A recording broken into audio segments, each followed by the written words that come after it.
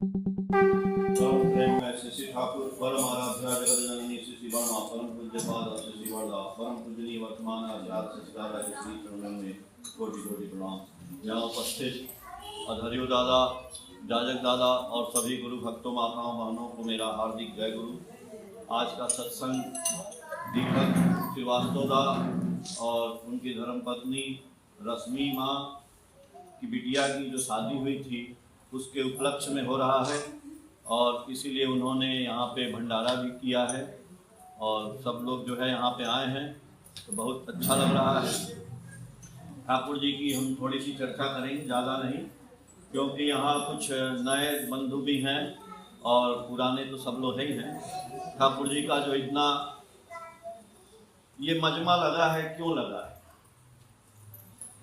क्यों लगा है, आखिर कुछ वजह होगा ना इसका वजह ये है कि आखिर हम लोग जो है, जो आदमी हैं, कुछ इनको मिलता है यहाँ आने से। क्या मिलता है? कुछ नहीं मिलता है, उनका पैसा खर्च होता है। आदमी कुछ नहीं मिलता है। आदमी बहुत चतुर है, वो कुछ करना नहीं चाहता है, बहुत चतुर है, दूसरे को धोखा देता है, चतुर है, दूसरे से पैसा ठगता है, बहुत चतुर है, अपना काम निकाल लेता है, सोचता है, बहुत चतुर है।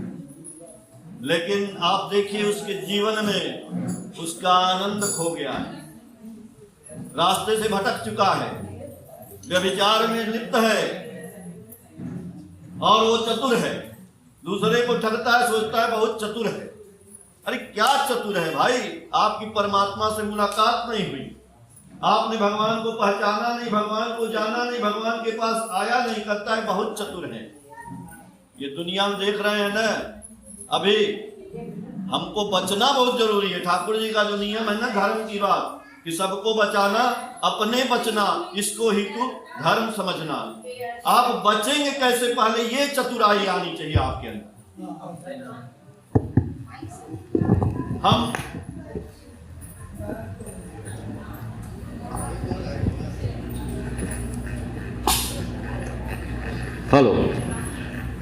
हम बचेंगे कैसे? अगर हम बचना जानते हैं तो हम चतुर हैं, बचना नहीं जानते हैं, किसी को बेवकूफ बना रहे हैं, हम चतुर हैं। ये जीवन यात्रा है भैया, इस भीड़ में इधर भागिए, उधर भागिए, उधर भागिए, कई जन्म आपके बीत जाएंगे, कभी ये जन्म होगा, वो जन्म होगा, बस भागते रहिए, आप चतुर बनते रहिए।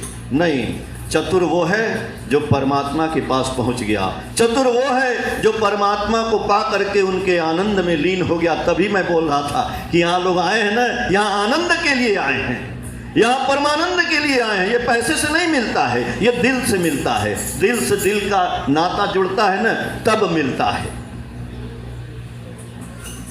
और वो मिलेगा जब हम इस संघर्ष भरे जीवन से निकलेंगे। तो जीवन जब तक हम गुरु को पाते नहीं हैं तो जीवन एक संघर्ष बना रहता है, और जब गुरु को पकड़ लेते हैं तो जीवन एक खेल हो जाता है। लेकिन केवल पकड़ने से भी नहीं होगा, आप खेल में ही खेलते रहेंगे। लेकिन जब हम गुरु की बातों पे उतर जाते हैं, अभी दादा ने, तिवारी जी ने कहा ना कि जब हम गुरु की बातों का परिपालन करते हैं, जीवन में उतारते हैं, तो जीवन एक उत्सव हो जाता है। अभी हम लोग ठाकुर जी के यहाँ गए थे, उत्सव में अपार भीड़, लाखों की भीड़, लेकिन उस लाखों की भीड़ में लोग नृत्य कर रहे हैं, डांस कर रहे हैं, भजन हो रहा है ठाकुर जी के मंडप में, जहाँ आचार्य देव, जहाँ वाणी पाठ होता है, लाउड स्पीकर लगा है किलोमीटर तक, और रास्ते में सजावट है, रास्ते में ही जहाँ लाउड स्पीकर है वही लोग डांस कर रहे हैं, वही लोग नृत्य कर रहे हैं। कौन कहाँ से आया है कोई पता नहीं। हम तो कभी नहीं नाचते हैं, हम भी एक जगह तोता होता बना था तो हम भी नाच दिए थोड़ा सा। लेकिन ये नृत्य आपको, जब आप घूमेंगे ना तो अंदर से एक उत्साह आता है कि नहीं हम भी ऐसा करें।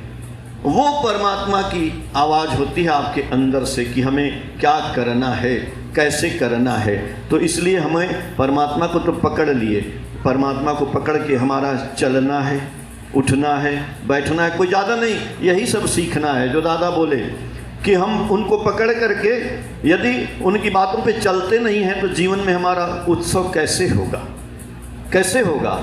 हमको ठाकुर जी ने एक नाम दिया, बीज मंत्र दिया, उस नाम को करने की बात बताई कि उस नाम को आप चलते फिरते उठते बैठते सोते करते रहिए। और घर में बैठ करके यदि आप 1 घंटा आधा घंटा नाम करते हैं तब आपका जीवन में जो है वो जो बचने की बात आती है वो बचने का आइडिया दिमाग में आएगा कि कैसे हम बचेंगे। देखिए, जो आपके भाग्य में लिखा है पहले से लिख दिया गया है, वो होगा, ऐसा नहीं है वो हो के रहेगा। हम अपनी एक घटना बता दें आपको, आप लोग सुने नहीं होंगे, मैं बताता हूँ। अभी मैंने फाइन आर्ट्स किया है। फाइन आर्ट्स का कोर्स होता है 5 साल का। तो बनारस हिंदू यूनिवर्सिटी में मैं पढ़ रहा था, 5 साल मैंने फाइन आर्ट्स किया, BFA bachelor of fine arts. उसके बाद होता है मास्टर ऑफ फाइन आर्ट्स, उसके बाद होता है PhD। तो चूँकि प्रोफेशनल कोर्स है तो हम लोगों ने सोचा कि चलो BFA कर लिए हैं, अब कोई ज़रूरत नहीं है पढ़ने वढ़ने की, मार्केट में काम करेंगे। तो हम चूँकि अप्लाइड आर्ट्स से थे तो हमने सोचा कि एडवर्टाइजिंग एजेंसी में चलेंगे, दिल्ली में, बम्बई में, बेंगलोर में, कहीं भी जाके एक एड एजेंसी में काम करेंगे। तो ऐड जो देखते हैं आप लोग ना, ये होर्डिंग है, टेलीविज़न का ऐड है, रैपर की डिज़ाइन है, ये सारा ये मैंने सीखा था। तो वो मैं BFA करने के बाद हम बोले कि पढ़ेंगे नहीं। संजोग से हमारी मुलाकात, हम बनारस में रहते थे, तो एक हमारे मामा वकील हैं, तो उनके एक मित्र थे, और मित्र उनके एक तांत्रिक थे बनारस में। तो दाढ़ी थे, कास्ट से श्रीवास्तव थे, लेकिन वो थे तांत्रिक। तो एक दिन हमने अपने मामा से पूछा कि हम तो सोच रहे हैं कि जाके मार्केट में काम करें, लेकिन यदि हम आपके वो तांत्रिक महोदय से पूछें कि वो हमको कोई रास्ता बताएं तो हम उसी रास्ते पे चलें। तो बोले कि चलो हम तुमको उनसे मिला देंगे, तुमको जो पूछना होगा पूछ लेना। तो हम गए अपने घर में, वो बैठे थे, दाढ़ी उड़ी उनकी बड़ी थी। तो हमने बोला कि हमने जो है BHU से फाइन आर्ट्स कर लिया है और अब हम पढ़ने का इरादा नहीं है, हम सोच रहे हैं कि चले मार्केट में काम करें, ज़रा हमारे बारे में आप बताइए कि पढ़ें कि हम जाएं काम करने। देखिए, भाग्य की बात हम बता रहे हैं, आपके भाग्य में जो लिखा है, और गुरु कैसे भाग्य को बदलते हैं, कैसे आपका निवारण करते हैं। अभी हवाई जहाज़ गिरा ना, हवाई जहाज़ गिरा गुजरात में, सारे लोग मर गए, उसमें से एक आदमी बच गया। और तो और वो हवाई जहाज जिसके घर पे गिरा, जिस हॉस्टल पे गिरा, वहां डॉक्टर वो क्या किए थे भाई, क्या किए थे? कितना मेहनत से लोग जो है नीट क्वालिफाई करता है, फिर MS कर रहे हैं बच्चे, PG कर रहे हैं, वो बैठे हैं 10-10 साल, जिनको लग गया पढ़ने में इतना ब्रिलियंट खोपड़ी, और 40 के 40 डॉक्टर भी मर गए। अरे वो तो हॉस्टल में खाना खा रहे थे, लेकिन हवाई जहाज गिरा और वो भी मर गए। हवाई जहाज वाले तो सारे के सारे ही मर गए। भैया, ये जीवन का ठीक नहीं है। इसीलिए सत्संग कर स्वस्थ जवानी में, बुढ़ापा किसने देखा है। आप जवान हैं, यंग हैं, हाथ पर चल रहा है, आंख चल रहा है, सांस चल रही है, गर्दन हिल रही है, तभी सत्संग आप कर सकते हैं। बुढ़ापे के लिए मत सोचिएगा, परमात्मा अभी दर्शन दे देंगे, बुढ़ापे में दर्शन ही नहीं देंगे। बुढ़ापा में आप क्या करेंगे? इधर दर्द हो रहा है, उधर तकलीफ है, इधर पेट खराब है, माथा दर्द है, नहीं, परमात्मा याद ही नहीं आएंगे, याद अभी आएंगे, क्योंकि आपको अपना मतलब निकालना है। आप अपने मतलब के लिए प्यार करिए, मैं ये नहीं कर रहा हूं, मतलब के लिए आइए परमात्मा के पास। परमात्मा हमको ये चाहिए। अरे दुनियादारी की बात छोड़िए, आपका जीवन में दुनियादारी, बोले ना, रुपए का जतन करो या नहीं, लोग का जतन करता चल, लक्ष्मी केशव बधे रहेंगे, विभव में रहोगे अटल। आज ये दीक्षा पत्र का काम हो रहा है, कितने लोग घर घर जाते हैं, लोग का जतन करता चल, लोग के घर में घुस जाइए, दीक्षा पत्र का काम करिए, आपके घर में नारायण लक्ष्मी का वास ऐसे हो जाएगा। बेरोजगार हैं, रोजगार मिल जाएगा। पहले ठाकुर का रोजगार करिए, ठाकुर का रोजगार नहीं करेंगे, हम अपना रोजगार करेंगे, नहीं होगा। कैसे होगा? तो क्या बोल रहे थे, पिछले वाली बात बताइए जरा। तांत्रिक के घर गए, तो तांत्रिक बोले कि मेरे बारे में देखे, और देखने के बाद हाथ देखे, कुछ डेट ऑफ बर्थ होगा जो भी है, बोले कि आपको बताएं आप क्या जानना चाहते हैं। हम बोले हम चाहते हैं कि अब काम हम ना करें, हम जा रहे हैं दिल्ली बम्बई कहीं भी जाके काम करेंगे। तो बोले कि नहीं, आप कहीं जाइए आपको काम हम नहीं मिलेगा। हम कहे फिर? बोले कि आप पढ़ाई करेंगे।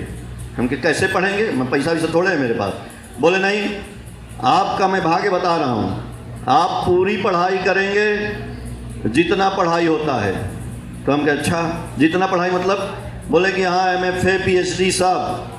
तो हम कहे अरे ये तो आप गजब बात बता रहे हैं, मेरे पैसे नहीं है, हम कहाँ से पढ़ेंगे। सही में हम अपने कमा के पढ़ते थे भाई, आर्टिस्ट थे, जहाँ बैनर बनाए, ये किए वो किए सब किए, पैसा मिलता रहता था, पढ़ते रहते घूमते रहते थे। तो हम कहे अच्छा ये तो पंडित झूठ बोल रहे हैं। तो हम कहे अच्छा और बताइए।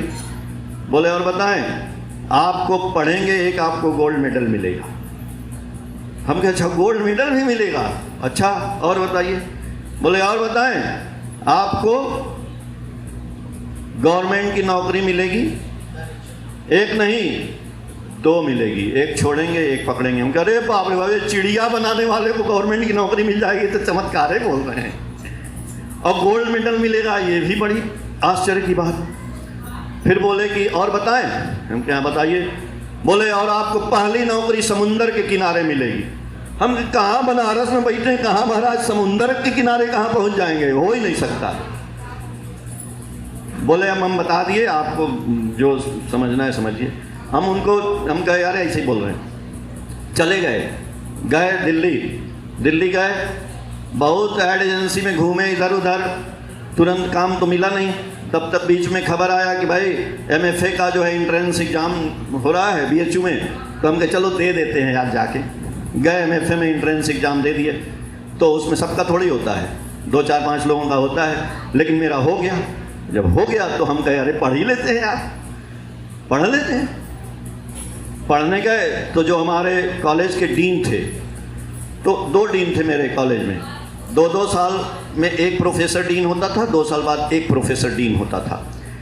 तो जो प्रोफेसर डीन थे उनके अंडर में 12 बच्चे थे, 12 बच्चे में से 11 बच्चे उनके अंडर में चले गए, और एक प्रोफेसर बच गए जो कि डीन होंगे नहीं, लेकिन हाँ वो दिल्ली के थे और वो पूरी दुनिया घूमे थे। हम बोले इनसे हम काम सीखेंगे, इनके अंडर में चले जाते हैं। उनके पास गए तो सर बोले कि देखो तुम हमसे सीखोगे, सारे बच्चे उधर चले गए उनके अंडर में, और उनसे ऐसे पटरी खाती नहीं थी। तो हम बोले सर हमको ना वो टॉप नहीं करना है यूनिवर्सिटी में, हमको ना आप काम सिखाइएगा। बोले चलो ठीक है। उनके अंडर में हम हो गए, प्रोफेसर पम्मी लाल। और भाग देखिए कैसे पलटता है, उस तांत्रिक की बात कैसे सही होती है।